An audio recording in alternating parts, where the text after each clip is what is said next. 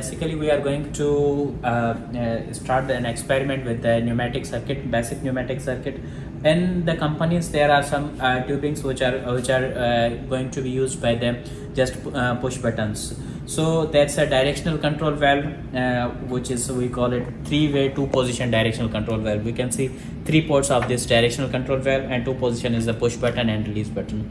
So in this experiment we are going to analyze the selection capabilities of this directional control valve, how these ports can be utilized as an input port and output port, and how we can alter the flow.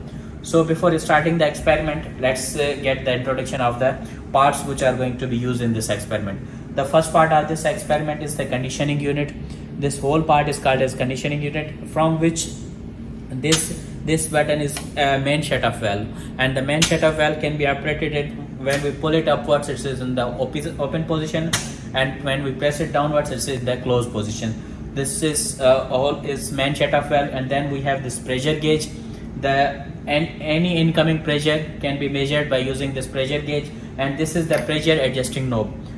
This pressure adjusting knob is normally in the locked position. We need to pull it upwards to unlock it, and then rotate it in clockwise direction to set any desired pressure we want, and we just push it downwards and lock it again.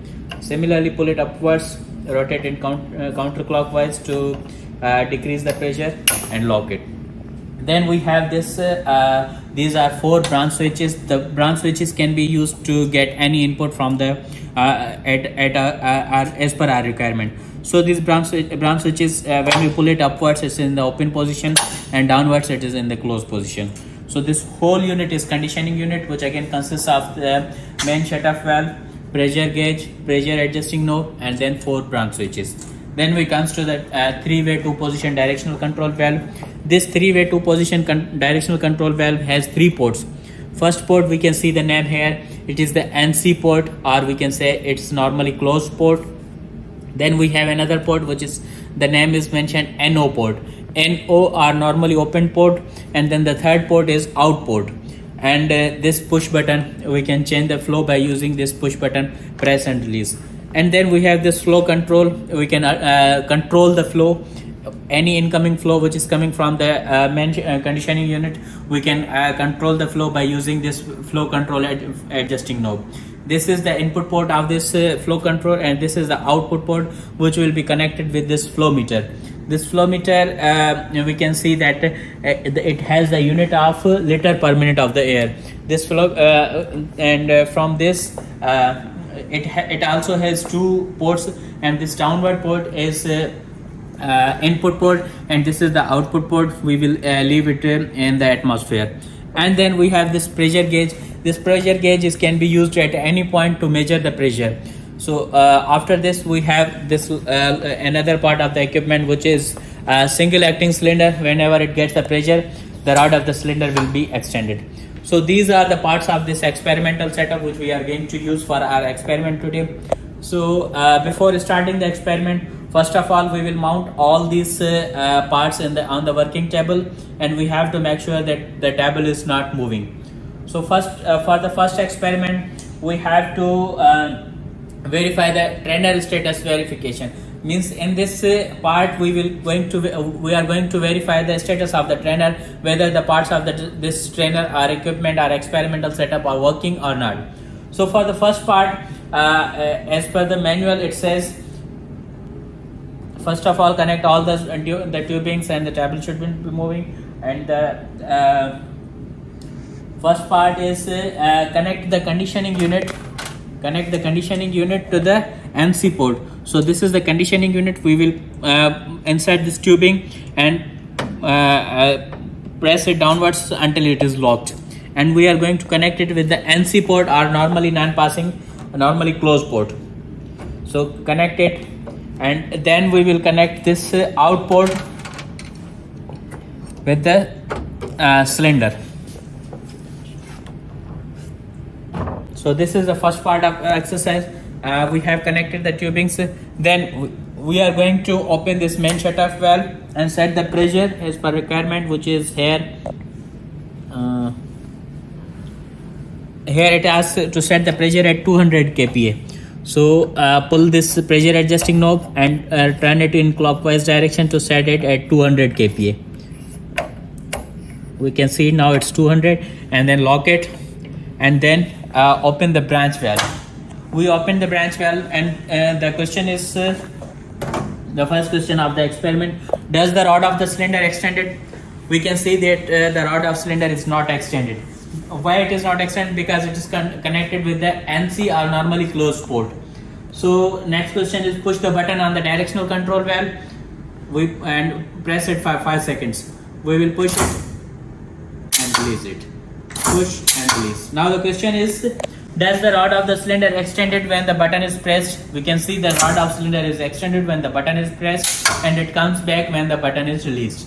So the answer will be yes. And then explain what happens to the cylinder when the button is released. So this is when the button is pushed, and this is when the button is released. So we have to explain what happens to the cylinder when the button is released. And the next question is: does the cylinder convert the fluid energy into mechanical energy? So student can answer this question that we provide this fluid energy or pneumatic energy to the cylinder, and does this energy this cylinder converted the fluid energy into mechanical energy? Student can answer it in the better way. So the next part is: close the shutoff valve, close the branch valve, and set the pressure at 0. Pull up this pressure adjusting knob and rotate it in counterclockwise to set it 0. Okay, and then disconnect all the tubings. We will disconnect it. Okay, so the next part is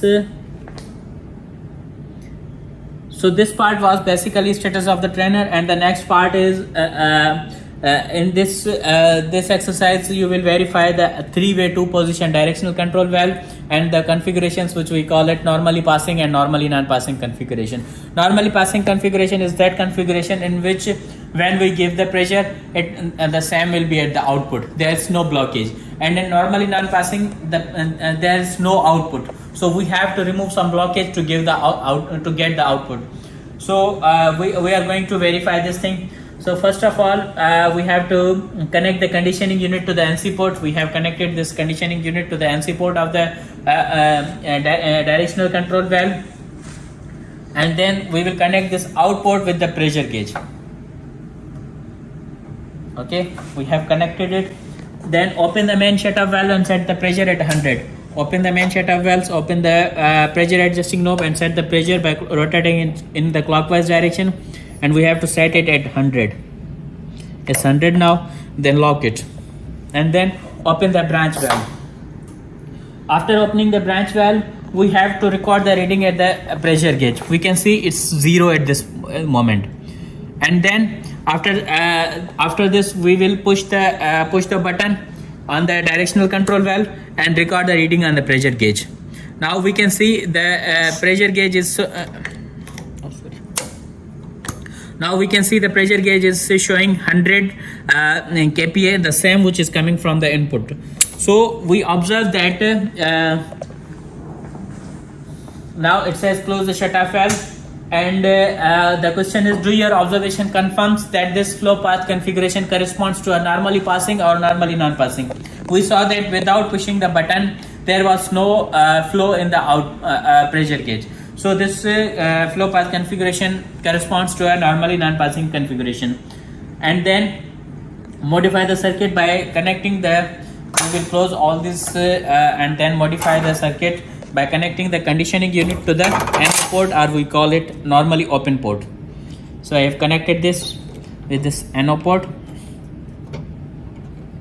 Okay, and then open the main shutter valve and set the pressure at 100, and open the branch valve. Okay, now we have to record the reading on the pressure gauge, which is showing 100, which is the same as input. Both are showing the same reading. Now push the button on the directional control valve and record the reading. While pushing it becomes 0. Okay, so Now the question is, does this flow path configuration corresponds to a normally passing or normally non-passing configuration? So we saw that when we give the pressure, the same was at the output. So this flow path configuration corresponds to a normally passing configuration. Okay, then close the branch switches, close the main shut-off valve, and disconnect the tubings. Now we have to modify the circuit by connecting the conditioning unit to the output. We will connect the conditioning unit to the output of the directional control valve. We have connected it. Okay, and then then it says open the shut-off valve and slowly turn the regulator. We have opened the shut-off valve.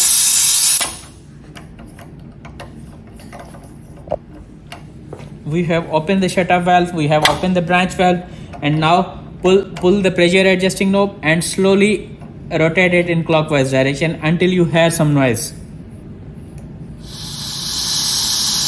So now it says observe from which port the noise is coming. So we will check from the NC port. There is no air or noise, and the noise is from an NO port, or normally open port. Here there is no noise. So push the button on the directional control valve and observe. After pushing, we can see that there is no pressure in the NO port and the pressure is in the NC port.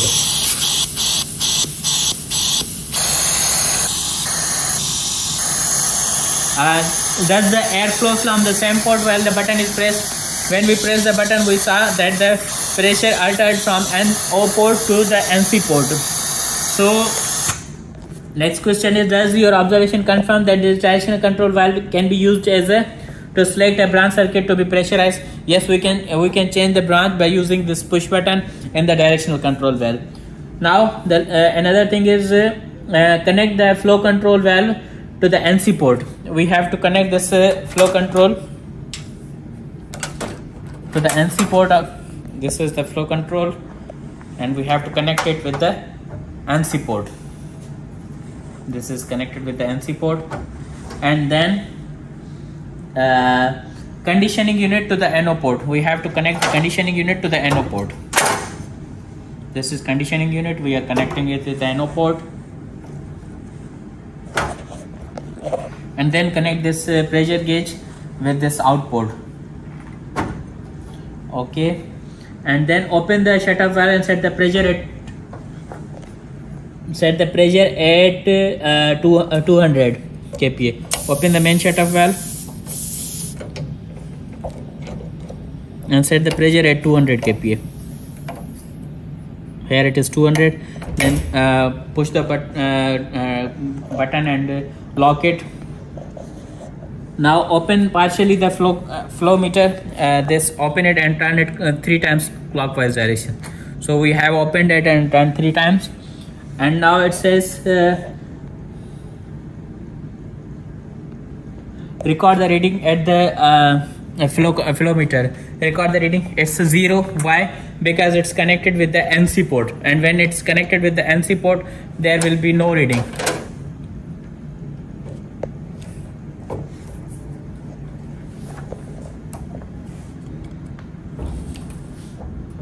We can see the pressure is 0. Okay, then we will push the button and record the reading.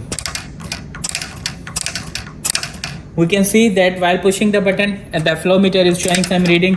We have to record this reading for our experiment. And now close the shut-off valve.